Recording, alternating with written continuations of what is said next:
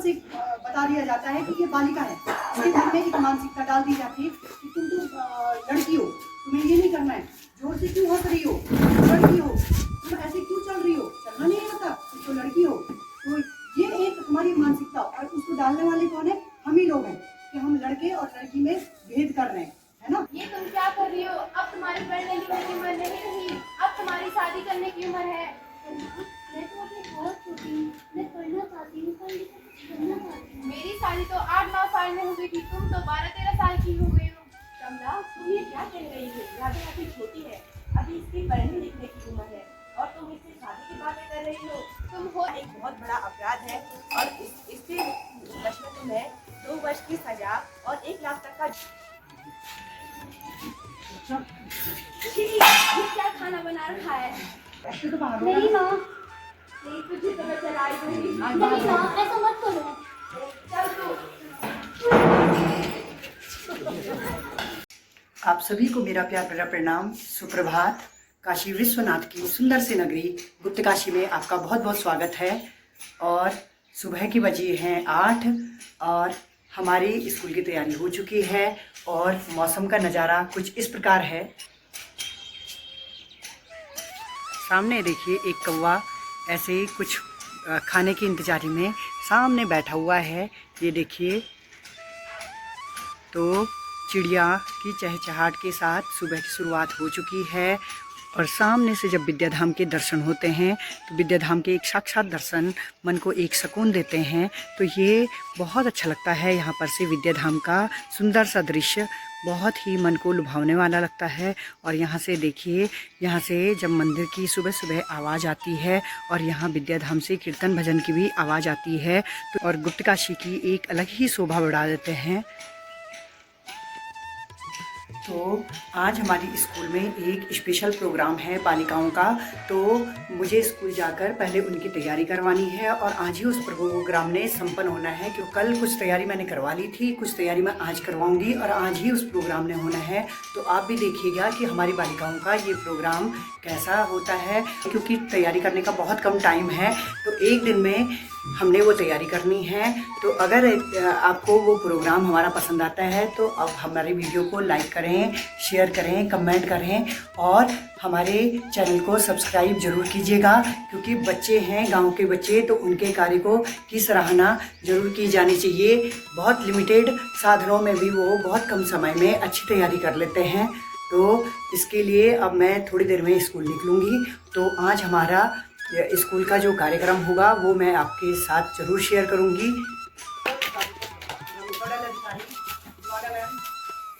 और इस आंगन में बैठे हुए छात्र और इस फुलवारी जैसे हमारी स्कूल में प्यारी प्यारी खिली हुई फूल की बालिकाएं।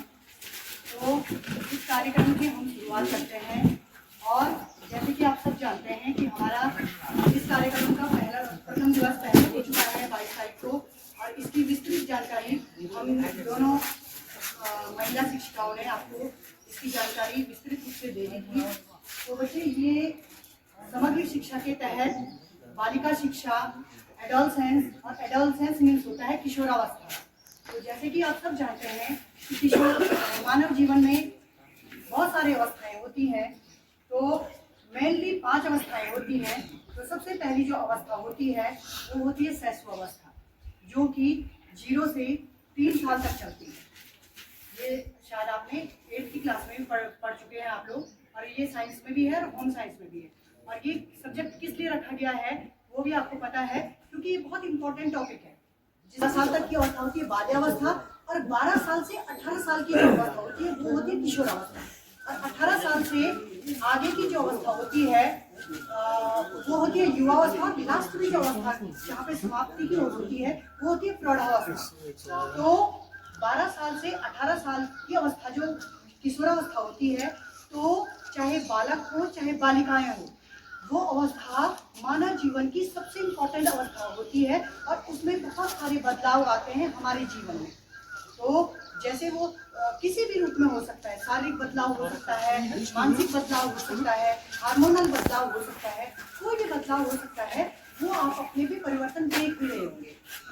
जैसे इस अवस्था में होता क्या है बच्चा सोचता है अपने मान सम्मान का, क्योंकि वो भी हमारे शिक्षा का दर जो महिलाओं का है वो बहुत ज़्यादा नहीं है, वो केवल 64% हमारे पास अभी ऐसे जो परसेंटेज है वो भी हमारे पास 64% है, यानी बहुत कम है ना। तो हमने ऐसी जागरूकता करनी है और ये बदलाव करना है कि हम ज़्यादा से ज़्यादा शिक्षित हों, ज़्यादा से ज़्यादा हम इस जो ये शिक्षा को बढ़ावा दें। तो हमें अपने घर में भी ये प्रचार प्रसार करना है कि बालिका शिक्षा को कैसे बढ़ावा दिया जाए। तो बालिका को बचपन से बता दिया जाता है कि ये बालिका है, उसके मन में एक मानसिकता डाल दी जाती है कि तुम तो लड़की हो, तुम्हें ये नहीं करना है, जोर से क्यों हंस रही हो, लड़की हो, तुम ऐसे क्यों चल रही हो, चलना नहीं आता, तुम तो लड़की हो। तो ये एक हमारी मानसिकता, और उसको डालने वाले कौन है, हम ही लोग हैं कि हम लड़के और लड़की में भेद कर रहे हैं, है ना। उसके बाद वहाँ से वो अवस्था जब स्टार्ट होती है, माँ बाप हमारे दिमाग में डाल देते हैं कि आप तो लड़कियाँ हो, है ना, तो हमारे दिमाग में पड़ जाता है कि हाँ हम लड़कियाँ हैं, हमें तो यहाँ पे नहीं बोलना है, हमें यहाँ पे नहीं घूमना है, हमें ऐसे नहीं करना है ना। फिर धीरे धीरे जब लड़कियाँ बड़ी होती हैं तो अब क्या उसके दिमाग में डाल दिया जाता है, कहाँ पढ़ रही हो तुम, तुम्हारे लिए पढ़ाई थोड़ी नहीं है, पढ़ाई केवल बेटे के लिए है ना। तो हम जैसे जैसे लड़की 17-18 की होने लग जाती है तो हम उसके दिमाग में क्या डालते हैं, पढ़ाई करेगी क्या, कितना पढ़ेगी, हो गया बस अब तुम्हारी शादी होनी है। तो दिमाग में क्या पड़ गया, शादी, जहाँ उसने पढ़ाई करनी थी। अब हमें पता है कि लड़कियाँ लड़कों से किसी भी क्षेत्र में पीछे नहीं है ना। हमारे राष्ट्रपति भी जो है वो भी महिला है ना। तो हमें अपनी सोच को यहीं पर से बदलनी होगी। जब हम अपनी सोच को बदलेंगे तो ही समाज बदलेगा, जब समाज बदलेगा तो ही देश बदलेगा, जब देश बदलेगा तो ही विश्व बदलेगा, है ना। तो इस विश्व के निर्माण करता कौन है, हम ही तो हैं। एक महिला एक बच्चे को जन्म देती है ना, तो देखो कितनी अवस्थाएं उसकी वहां से स्टार्ट हो जाती है ना। तो वही चीज हमें आज सब समाज में बढ़ानी है। हमारा एक अभियान चल रहा है समग्र शिक्षा के तहत किशोर अवस्था में होने वाले जो परिवर्तन है बालिकाओं में, उसकी छोटी सी कार्यशाला है जिसका जो है तृतीय दिवस का यह कार्यशाला चल रही है। थोड़ा बहुत आपको जो है उसमें मैडम ने संक्षिप्त रूप से बताया भी है, और इस पर आज जो है इससे संबंधित प्रोग्राम चल रहे हैं कि किस तरह से महिलाओं के अहिंसा के प्रति या हिंसा के प्रति जागरूक करना है, और विभिन्न जो महिलाओं में या बालिकाओं में परिवर्तन होते हैं बच्चे जो है इससे अनजान होते हैं कि कैसे हम स्वयं को तैयार रखें। तो उसके लिए हम पहले से ही आपको थोड़ा बहुत बताते आ रहे हैं कि किस तरह से क्या करना है। उसके लिए हम हर समय आपके समक्ष उपस्थित रहते हैं, जो भी जो है आपके सामने जो भी परिस्थितियाँ आती हैं उसके लिए हम आपको मोटिवेट करते रहते हैं। ये तुम क्या कर रही हो, अब तुम्हारी पढ़ने लिखने की उम्र नहीं रही, अब तुम्हारी शादी करने की उम्र है। मैं तो अभी बहुत छोटी हूँ, मैं पढ़ना चाहती हूँ, पढ़ लिख कर बनना चाहती हूँ। मेरी शादी तो 8-9 साल में हो गई थी, तुम तो 12-13 साल की हो गई हो। कमला, तुम ये क्या कह रही हो, राधा अभी छोटी है, अभी इसकी पढ़ने लिखने की उम्र है और तुम इससे शादी की बातें कर रही हो। तुम होती कौन हो हमारे घर के मामले में बोलने वाली, मैं अपनी बेटी का अच्छा बुरा जानती हूँ। तो इसके बाद कमला के यहाँ रिश्तेदार आते हैं वो अपनी बेटी की शादी की बातें उससे करने लगती है। मोहन बेटा, मैं तो नहीं आ रही हूँ, पर तुम दहेज का देख लेना, बिल्कुल भी कम मत मांगना। राधा बेटा चाय लेके आओ। चाय आ गई।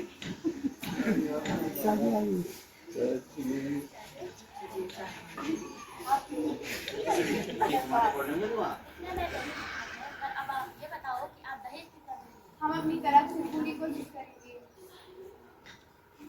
कमला, तुम ये क्या कह रही हो? तुम्हें मैंने कितनी बार कहा है कि राधा अभी छोटी है और तुम उसकी शादी की बातें कर रही हो।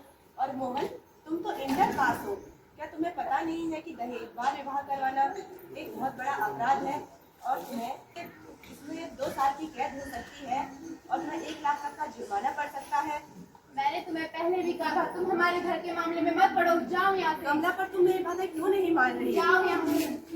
जैसा कि आपने देखा, कमला को के बाद भी वो अपनी बेटी की शादी की बातें कर ही लेती है और उससे यह कहने के बाद भी कि बाल विवाह एक बहुत बड़ा अपराध है और इसके में तुम्हें 2 वर्ष की सजा और 1 लाख तक का जुर्माना हो सकता है।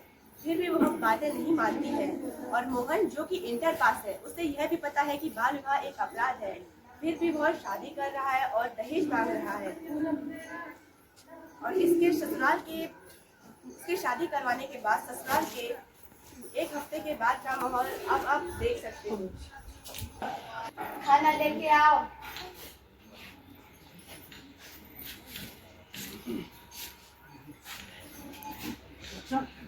छी, ये क्या खाना बना रखा है? तुम ये ना तुम तो चलो अपने साथ के साथ जवान चलाती है। नहीं, दहेज तो दिया नहीं तेरे घर वालों ने। पर माँ मेरे पापा पूरी कोशिश कर रहे हैं। रुक जा, तुझे थोड़ा बताती हूँ। मैं जानती हूँ आगे चाय कॉफी नहीं माँ, रुक जा आज मेरे साथ। क्या आपको पता है दहेज के लिए उत्पीड़न करने पर भारतीय दंड संहिता की धारा 498 ए लागू होती है, जो कि पति और उसके रिश्तेदारों की अवैधिक संपत्ति के मांग में की जाती है और इसके तहत उन्हें 3 वर्ष की सजा दी जाती है। बहू, तुम्हें सुनाई नहीं देता? मेरी माँ तुम्हें कब से बुला रही है और तुम यहाँ मजे से पढ़ाई कर रही हो। पर मैं पढ़ना चाहती हूँ। ये जलने की बदबू कहाँ से आ रही है?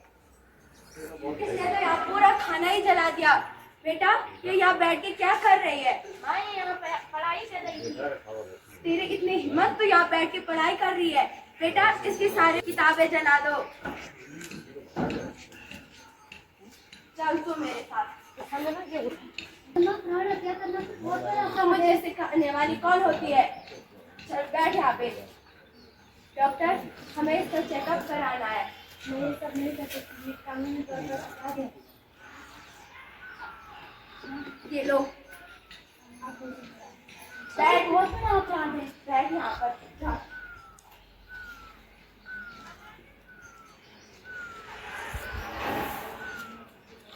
इसकी बेटी ही होगी। हमें तो ये नहीं चाहिए। अब मैं कुछ नहीं कर सकती, इसको लेकर यहाँ से जाओ। पर माँ आप ऐसा कैसे कर सकती हो? है तुम्हारी बेटी पर बहुत अत्याचार हो रहा है। ये तुम क्या कह रही हो? हमें सच कह रही हो और मीर में देखकर भी आई हो। मुझे माफ कर दो, मैंने अब तुम्हारा कहना नहीं माना। कोई बात नहीं कमला, अभी हम इस पर पुलिस के बारे में हमसे शिकायत कर सकते हैं। हम नहीं सुधरेंगे, आप नहीं सुधरेंगे तो ये समाज कैसे सुधरेगा? आज मेरी बेटी के साथ ये सारा अत्याचार हुआ है, कल आपकी बेटी के साथ ये अत्याचार हो सकता है। मैं किसके दरवाजे पर खटखटाऊं, किसके पैर पड़ूंगी? कमला, मैं तुम्हारे साथ हूँ। हम तुम्हारे साथ हैं, हम तुम्हारे साथ हैं। जैसे मेरी माँ करेगी मैं भी तो वैसा ही। नहीं माँ ऐसा मत करो। नहीं, चल तो आज तो मैं तुझे जलाई दूंगी। नहीं माँ, नहीं, तुझे तो मैं जलाई दूंगी। नहीं माँ ऐसा मत करो। चल तू।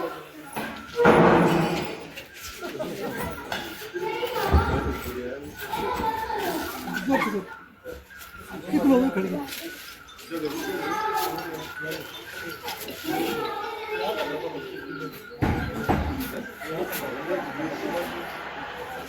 तुम्हारा राधा कहाँ है? राधा तो अपने मायके का ही है। नहीं, वो अपने मायके नहीं है। वो तो वहाँ है ही नहीं। तुम झूठ कह रही हो। नहीं, वो तो अपने मायके ही गई थी। वो घर नहीं आई। ये जलने की बदबू कहाँ से आ रही है?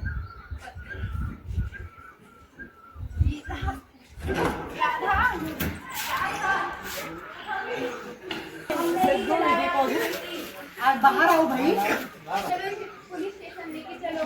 नहीं, हमने नहीं जला दिया आपकी बेटी को। वो खुद उसने खुद ही अपने आत्महत्या कर दी। नहीं, तुम उस पर दहेज का दबाव डाल रही थी, इसलिए वो दबाव में आई और तुमने उसकी आत्महत्या भी खुद की। नहीं नहीं, हमने ऐसा कुछ नहीं किया। नहीं, तुम झूठ बोल रही हो। तुमने मेरी बेटी जला दी। चलो पुलिस स्टेशन। अपने को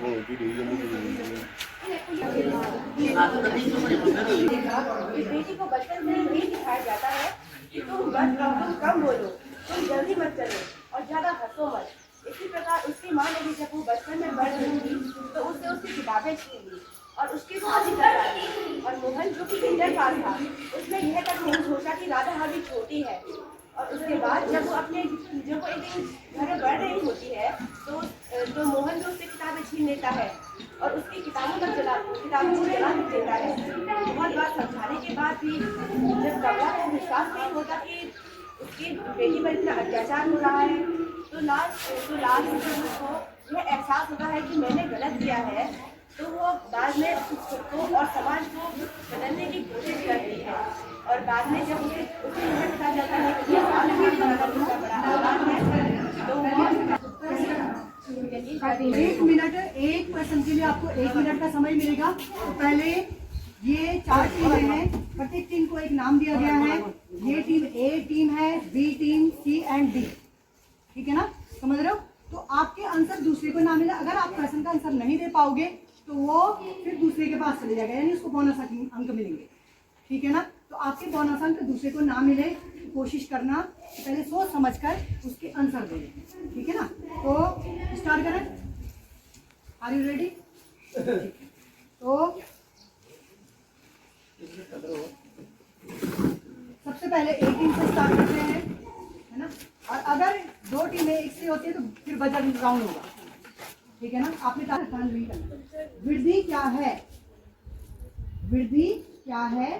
प्राकृतिक प्रक्रिया, सामाजिक प्रक्रिया, कृत्रिम प्रक्रिया या उपरोक्त सभी? उपयुक्त सभी गलत आंसर।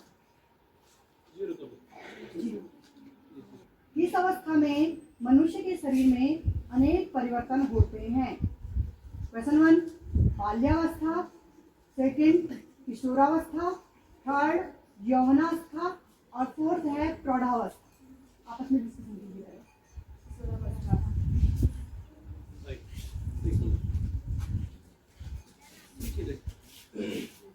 प्रश्न नंबर 3 शरीर को चुस्त और स्वस्थ कौन रखता है?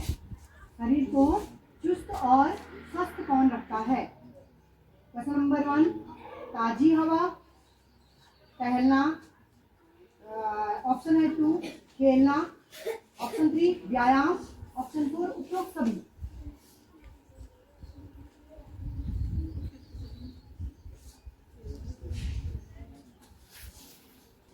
मादा हार्मोन कौन सा है? Androgen, estrogen, thyroxine, insulin.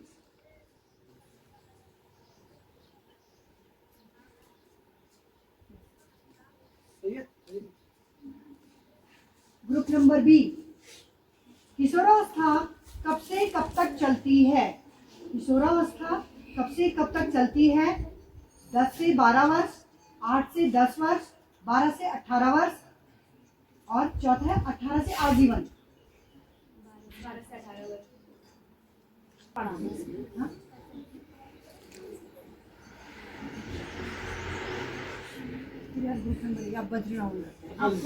बज राउंड जिसको आंसर आता है, अगर वो गलत बोलेगा तो उसका -1 कम हो जाएगा। अगर उसने बज राउंड में हाथ खड़ा कर दिया, आंसर सही तो +1, आंसर गलत तो -1।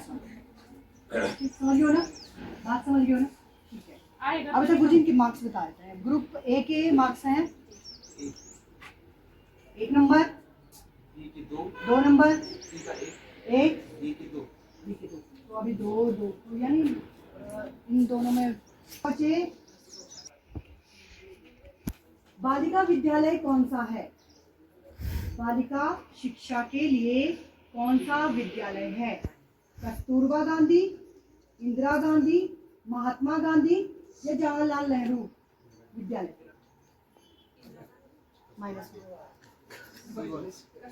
नर हार्मोन्स कौन सा है? नर हार्मोन्स कौन सा है? एस्ट्रोजन, टेस्टोस्टेरॉन, थायरॉक्सिन या वृद्धि हार्मोन? सही है। +1 हो गया ना कुछ? अब 2 होंगे ना, अब 2 टीमों में चल रहा है। नहीं, इसका +1 कर दीजिए। इसका भी प्लस आप आगे बढ़िए, आगे ये तो फर्स्ट हो गया। अब सेकंड के लिए मैडम, सेकंड थोड़ा हल्का इससे कम लेंगे। बी और डी टीम, बी और डी पोषण योजना क्या है? ठीक है, विद्यालय में चलाई जाने वाली जो पीएम पोषण योजना क्या है? भोजन योजना, चिकित्सा योजना, सांस्कृतिक योजना या शिक्षा योजना?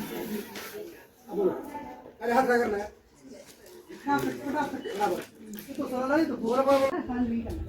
वृद्धि क्या है? वृद्धि क्या है? प्राकृतिक प्रक्रिया, सामाजिक प्रक्रिया, कृत्रिम प्रक्रिया या उपरोक्त सभी?